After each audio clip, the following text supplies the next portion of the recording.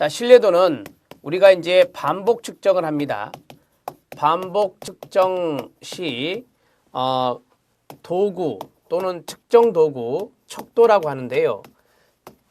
반복 측정 시 척도의 도구의 값이 유사 또는 동일한 정도를 말합니다. 동일한 정도, 이것을 우리가 바로 신뢰도다 이렇게 이야기합니다. 중요한 단어가 두 가지예요. 하나는 반복 측정한다는 거고 하나는 유사 또는 동일하다라고 하는 거죠. 이러한 것들을 여러분들이 쓰시면 됩니다. 이 어려운 내용을 쓰지 마시고 이 신뢰도의 개념은 뭐냐, 의미는 뭐냐, 그럼 이거죠. 반복 측정했을 때 측정값, 측정 도구의 값이 그 말이죠. 값이 유사한 정도, 이것을 우리가 다른 말로 일관성이라고 하는 거죠. 일관성. 자, 일관성의 정도를 우리가 바로 신뢰도다 이렇게 정리를 하고 있습니다. 자, 종류가 있습니다. 검사, 재검사, 신뢰도, 안정성, 계수 이런 것들은 1차에 나오는 거예요.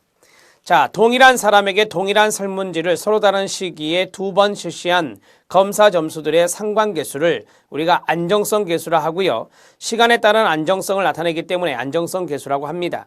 검사 실시 사이의 시간 간격을 보는 것이 중요하고요. 그 다음에 대부분 심리검사에서 적용하기가 어렵고 반복 노출의 영향을 덜 받는 검사에 적합하다라고 합니다. 자, 밑에 이제 심화학습이 있는데 심화학습에 보면 또 검사 재검사법의 의미가 나오잖아요. 그 의미는 위에 있는 내용과 똑같고요. 거기에서 안정성 계수에 영향을 미치는 요인 3가지가 나오죠. 그게 바로 2차 문제입니다. 거기다가 2차라고 쓰시고 별표 쓰면 되겠습니다. 자, 그러면 안정성 계수에 영향을 미치는 요인 3가지. 2월 효과, 이 검사 시간 간격이 짧은 경우에 이 선행 검사에 대한 기억에 따라서 높은 상관이 나타날 수 있다라고 하는 거죠. 검사 반응 민감성 효과, 이제 긴 경우입니다. 이것은 검사 시간 간격이 긴 경우, 망각이나 새로운 학습 요인에 따른 낮은 신뢰도를 보이는 경우. 측정 속성의 변화입니다. 응답자의 연령이나 그 다음에 측정하려는 특징의 본질 등이 시간 변화에 따른 영향을 보일 수 있다. 그게 바로 측정 속성에 따른 어떤 변화가 되겠습니다. 자, 여기까지 한번 정리해 보죠. 자, 신뢰도의 종류가 나왔는데 신뢰도의 종류 중에서 우리가 이제 검사 재검사법이 있습니다.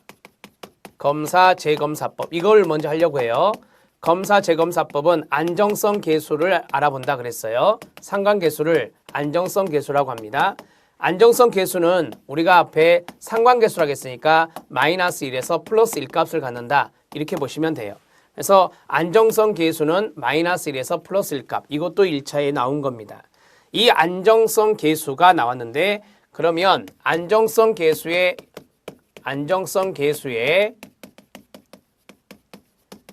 영향을 미치는 요인이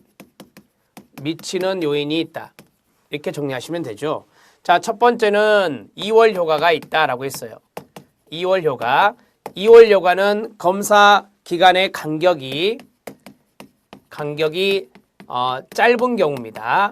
짧은 경우 때 2월 효과가 나타난다라고 하는 거고요. 그 다음에 반응 민감성 효과라고 되어 있죠. 예, 반응 민감성 효과는 자, 간격이 긴 경우입니다. 간격이 긴 경우 여기에 해당된다 이렇게 보시면 되겠습니다. 자, 그 다음에 세 번째는 측정 속성의 변화입니다. 3가지니까 측정 속성의 변화.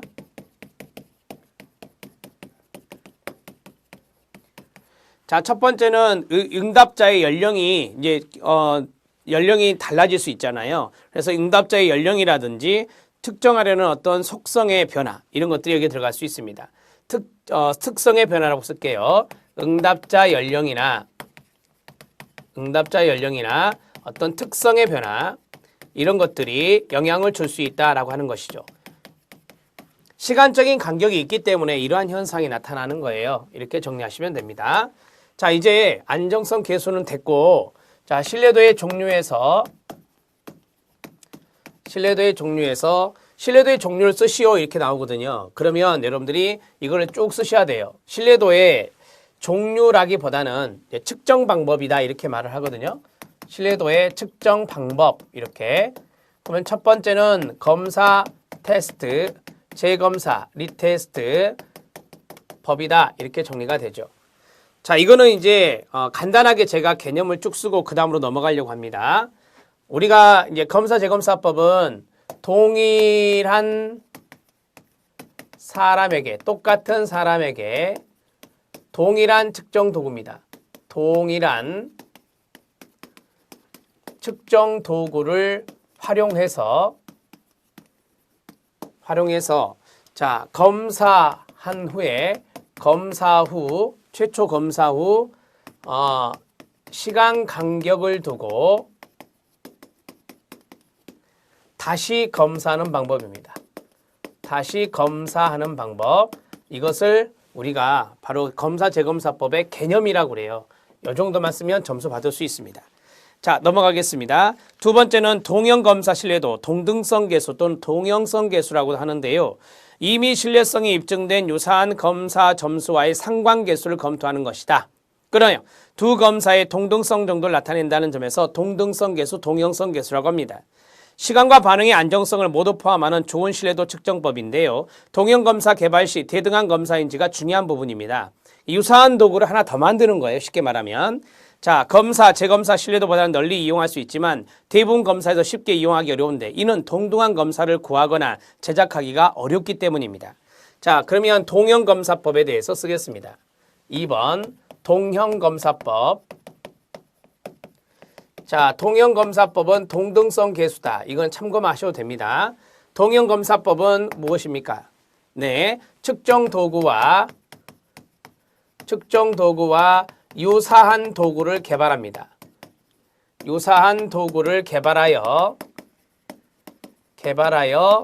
자, 하나와 또 하나 유사한 것이 있죠. 그래서 두 측정 도구 간 네, 상관성을 보는 거죠. 상관성을 파악하는 것. 그 상관계수가 바로 동등성 계수다. 이렇게 정리하시면 됩니다. 자, 반분 신뢰도가 있습니다. 해당 검사의 문항수와 내용이 같도록 끊어요. 두 개의 검사로 나눕니다. 나누어서 이게 중요한 거죠. 동그라미 서로의 상관관계로 신뢰도를 추정하는 방법이다. 이렇게 되십니다. 이 아니오 방식으로 구성된 검사에서는 쿠더 리차드슨 공식이 활용된다. 이 쿠더 리차드슨의 공식 KR20는 우리가 이제 거기에도 쓰이죠. 저기 뒤에 문항 내적 합치도에도 사용할 수 있습니다. 어찌 됐든 간에 여러분들은 반분 신뢰도에 대한 내용들을 정리하셔야 됩니다. 3번 반분 신뢰도. 반분 신뢰도를 쉽게 말하면 반으로 나눈다라는 단어가 있네요. 그렇죠? 네, 측정 도구를 반으로 나눕니다. 반으로 나누어. 자, 50문항이다 그러면 25문항씩 나누는 거죠. 나누어 그대로 쓰면 돼요. 두 측정 도구 간 상관성을 파악하는 것입니다. 상관성을 파악하면 반분 신뢰도가 끝나게 됩니다. 자, 네 번째 하기 전에 박스가 있죠. 그 박스에 세 가지 방법이 나옵니다. 반분 신뢰도는 이게 둘로 나누는 방법인데 둘로 나누는 방법이 세 가지가 있습니다. 짝수 번호와 홀수 번호를 나누는 기후절반법이 있습니다. 그 다음에 앞부분과 뒷부분을 나누는 전후절반법이 있습니다. 그 다음에 연구자가 임의대로 이렇게 임의대로 짝지어서 배치하는 방법, 임의 짝진 배치법이 있습니다. 임의 짝진 배치법, 이렇게 세 가지로 정리하시면 됩니다. 자, 전후절반법 들어갑니다. 한 검사의 문항을 배열된 순서에 따라 전반부와 후반부 가로, 전반부 후반부로 나누는 방법이고, 기후절반법은 검사 문항의 번호가 홀수, 짝수 동그라미, 홀수 짝수인지에 따라서 두 부분으로 나누는 방법입니다.